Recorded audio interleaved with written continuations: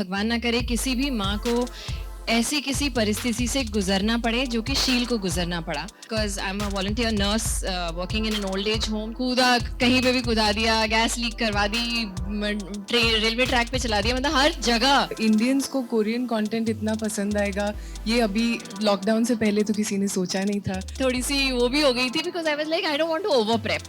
थोड़ी सी स्कूटी चलानी भी सीखी, वो सीखी और लॉकडाउन हो गया तो मैं भूल भी गई। तो जब लखनऊ में चलाने की बारी आई तो हाथ पैर ठंडे हो गए। आई डोंट नो, मुझे लग रहा था नाली में गिरा दूंगी स्कूटी। 15 अप्रैल को नेटफ्लिक्स पर साक्षी तन्वर स्टारर माई रिलीज होगी। हाल ही में दिल्ली में इस सीरीज की प्रेस कॉन्फ्रेंस हुई जिसमें एक्ट्रेस साक्षी तन्वर, राइमा सेन, डायरेक्टर अतुल मोंगिया और नेटफ्लिक्स इंडिया की हेड ऑफ सीरीज तान्या बामी पहुंची। इन सभी ने मीडिया से खास बातचीत की और इस दौरान न्यूज तक ने भी इनसे कुछ सवाल किए। साक्षी, सबसे पहले मेरा सवाल आपसे है, trailer amazing, like I got emotional, क्योंकि बेटियां थोड़ी सी माँ को जब ऐसे देखती है तो हो जाती है। बट आपने इतनी सारे जो अलग अलग मदर के शेड्स निभाए हैं, चाहे वो दंगल हो गया या कहानी घर घर की, मोहल्ला से, ये सब हो गए। बट अभी माय में यहाँ पे आप एक अलग से जोन में रिवेंज ले रही हो कि मेरी बेटी के साथ ऐसे कैसे हुआ। तो थ्रू आउट द शूट कहीं आपको एक तो क्या चैलेंजेस आपको फेस करने पड़े, एक सवाल ये। एंड एक मैं ये भी जानना चाहूँगी कि वाइल शूटिंग के वक्त में कहीं पे आपको ऐसा पर्सनल कुछ टच लगा कि मेरे बच्चों पे कल को कभी ऐसी आँच आ गई तो शायद मैं भी ऐसी ही रियल लाइफ में भी हो जाऊंगी। ऐसा I answer the second part first. तो ऐसा तो नहीं हुआ बिकॉज हम सपने में भी ऐसा नहीं सोचना चाहते हैं, या हम यही मनाते हैं कि भगवान ना करे किसी भी माँ को ऐसी किसी परिस्थिति से गुजरना पड़े जो कि शील को गुजरना पड़ा। तो वो तो नहीं था। हैविंग सेड दैट, एक माँ का जो इमोशन होता है वो इतना यूनिवर्सल होता है कि उससे डिटैच रहना भी एकदम मुश्किल है। So there used to be overlapping of emotion sometimes because the thought crosses your mind. तो आई विल नॉट से कि ऐसा कभी नहीं हुआ कि आपको नहीं लगता, बट आप यही प्रार्थना करते रहते हो कि ये किसी माँ के साथ ऐसा नहीं होना चाहिए। As far as the challenges go, बहुत बहुत सारे चैलेंजेस थे। एकदम ही ऐसा जोन था जो मेरे कंफर्ट जोन के बिल्कुल बाहर था, और मेरा इस कैरेक्टर को प्रिपेयर करने का तरीका भी मतलब ये था कि मैंने इससे पहले कभी इतने वर्कशॉप्स और इतनी तैयारी नहीं की। But Atul sir of course believed कि बहुत ज़रूरी है। तो हमारे शुरू में हमारा थोड़ा एक झगड़ा नहीं, बट एक थोड़ी सी वो भी हो गई थी because I was like I don't want to over prep, मुझे ऑर्गेनिकली करना है। बट आई नाउ रियलाइज कि वो कितने इंपॉर्टेंट थे वो workshops which he insisted, because I know he also felt that I am not serious about it. We had a chat about that also कि लगता ही नहीं है कि you know you want to give your 100% to it. But I know once I reach the set, Atul sir and Anshay sir, they really helped me get into the character, and those workshops that we had done with other actors, those also helped a lot because आपके पास set पे इतना time नहीं होता ये workout करने का कि इनकी बैक स्टोरी क्या थी, या इन्होंने कितने साल की जर्नी एज मदर डॉटर या एज हस्बैंड वाइफ या विद द फैमिली क्या क्या इनके साथ बीता है। तो एक तरह से हमने एक मैपिंग की थी। Like Sheel of episode 1 is very different from Sheel of episode 4 और से Sheel of episode 6।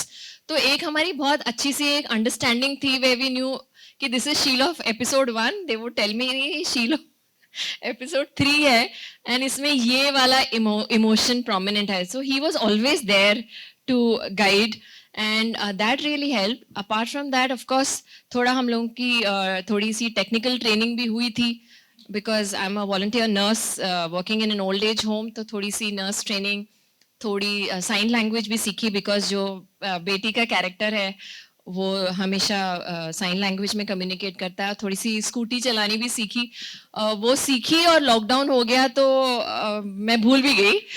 तो जब लखनऊ में चलाने की बारी आई तो हाथ पैर ठंडे हो गए। आई डोंट नो, मुझे लग रहा था नाली में गिरा दूंगी स्कूटी, बट समहाउ थोड़ा बहुत जो भी होना था वो मैनेज हो गया। तो हर तरह की ट्रेनिंग हुई। Physically it was very demanding, दीवारों पे चढ़ा दिया, कूदा, कहीं पे भी कूदा दिया, गैस लीक करवा दी, ट्रेन रेलवे ट्रैक पे चला दिया, मतलब हर जगह Lucknow shoot was so demanding in every which way. एक तो इमोशनली बहुत डिमांडिंग है, मतलब शुरू के 10 मिनट के बाद तो आप कभी किसी को हंसते हुए देखोगे नहीं, apart from Prashant who is happy at whatever he is. But तो लेवल ना इंटेंसिटी का बढ़ता जा रहा है. कभी आपको एज एन एक्टर वो रिस्पाइट नहीं मिलता कि आप रिलैक्स होके कुछ कर रहे हो. इतने सारे, it's always moving. I don't think any two scenes are alike. हर सीन पे आपका कुछ नया रिवील हो रहा है, और इट्स लाइक एकदम ही उल्टा करके बैक टू जीरो हो रहा है.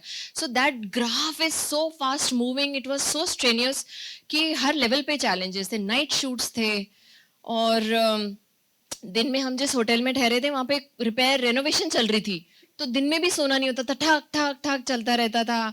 And long nights, and I don't know, मतलब, and of course with long gaps of COVID. We started shooting in March 2020 and we finished only last year in August. So जो shoot हमारी ideally 4 to 5 months में होनी चाहिए थी, वो almost 1.5 साल चली. तो वो भी एक एंजाइटी थी कि पता ही नहीं लग रहा था काम क्या कर रहे हैं. 3 दिन शूट किया, 3 महीने की छुट्टी. नॉर्मली आप 3 महीने एक साथ काम करके निपटा देते हो. तो हर तरह के चैलेंजेस थे, but I am glad that we were all together in it. And I think that's the vibe you catch in the trailer, because it can never be one person. It has to be the team, and only when the entire teams are vibes are into it that you see something like my. बहुत ज़्यादा बोल दिया मैंने. But आपने एकदम सही बोला. Ma'am, मेरा सवाल एक आपसे है, क्योंकि आप नेटफ्लिक्स को इस तरीके से पूरा मैनेज कर रहे हो, देख रहे हो इन नेटफ्लिक्स इंडिया को.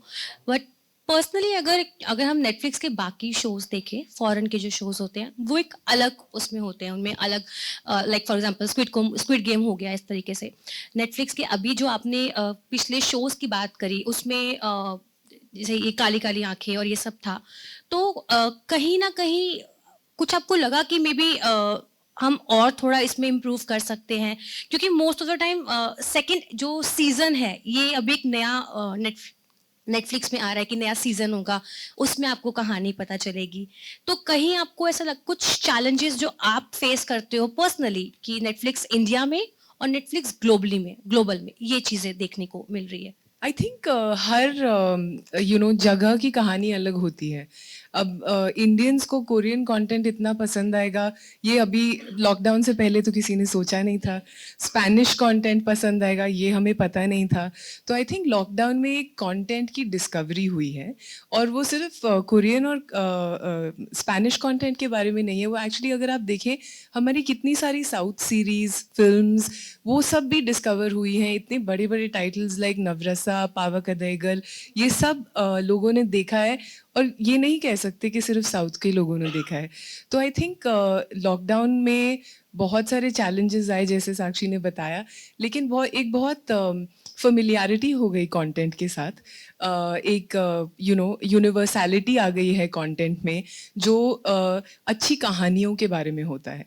और अगर जो, जैसे मैं पहले कह रही थी कि हमारी जो सीरीज़ हैं, अगर ग्लोबल टॉप 10 लिस्ट में आ रही हैं, 3 सीरीज़ के नाम लिए, तीनों ग्लोबल टॉप 10 लिस्ट में हैं, तो परहैप्स ये सोचना चाहिए कि फाइनली हमारी जो सीरीज़ हैं वो पूरी दुनिया देख रही है. अगर मैं थोड़ा बैकवर्ड जाऊं तो दिल्ली क्राइम को एमी मिला, और वो that was the first Indian series और first Indian content that was appreciated at a global stage. तो आई थिंक कहानी एक हर कहानी की एक ऑथेंटिसिटी होनी चाहिए, जो पहले अपने लोगों को समझ आनी चाहिए, रेजोनेट करनी चाहिए हमारे साथ. और अगर हमको वो कहानी पसंद आएगी तो दुनिया भर को वो कहानी पसंद आएगी. तो हम अपने तरीके से कहानी बोलेंगे और दूसरे लोग अपने तरीके से. कहानी अच्छी हो, कैरेक्टर्स याद रह जाएं, क्रिएटर्स की जो विजन हो क्लियर हो, और वो अच्छे से एकदम दर्शा पाएं. I think that is the important thing.